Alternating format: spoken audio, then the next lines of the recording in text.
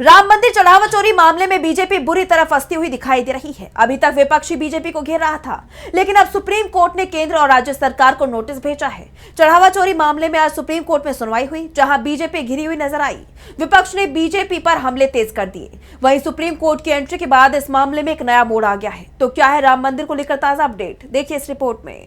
राम मंदिर चढ़ावा चोरी का मामला सियासी रूप ले चुका है। पहले दिन से ही राम मंदिर में चोरी हो रही थी, ये तो सबके सामने आ चुका। लेकिन अब तक इस मामले में ट्रस्ट से जुड़े किसी भी व्यक्ति पर पुलिस का एक्शन नहीं हुआ। इस बीच राम मंदिर का मामला सुप्रीम कोर्ट पहुंचा और आज इस मामले में सुनवाई हुई, जहां बीजेपी बुरी तरह से घिरी हुई नजर आई। कोर्ट ने मामले की जाँच कर रही उत्तर प्रदेश SIT से स्टेटस रिपोर्ट मांग ली और श्री राम जन्मभूमि तीर्थ क्षेत्र ट्रस्ट से भी जवाब मांगा। इसके साथ ही यूपी की योगी सरकार से लेकर केंद्र की मोदी सरकार को नोटिस जारी किया गया। इस मामले की सुनवाई CJ सूर्यकांत और जस्टिस जॉय माल्या बागची और जस्टिस V मोहना की बेंच ने की।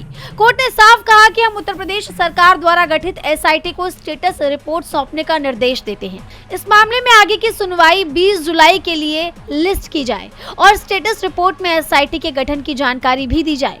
सुनवाई के दौरान सरकार की तरफ से पेश सॉलिसिटर जनरल तुषार मेहता ने अदालत से कहा कि केंद्र और उत्तर प्रदेश सरकार इस मामले में अदालत की हर संभव मदद करेगी।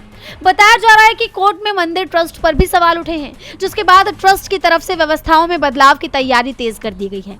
कहा जा रहा है कि जल्द ही नई टीम को जिम्मेदारी सौंप दी जाएगी। धार्मिक कार्यक्रमों से लेकर पार्किंग, प्रसाद वितरण और लॉकर संचालन तक कई समितियों के नेतृत्व में बदलाव होगा।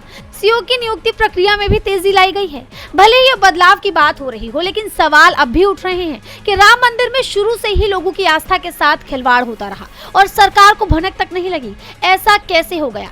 विपक्ष तो खुलकर कह रहा है कि इस लूट में खुद सरकार का हाथ है। कांग्रेस नेता और कर्नाटक सरकार में गृह मंत्री प्रियांक खरगे ने तो सीधे RSS प्रमुख मोहन भागवत का नाम लेकर सवाल दाग दिया। उन्होंने पूछ लिया कि चढ़ावा चोरी में भागवत को कितना पैसा मिला है।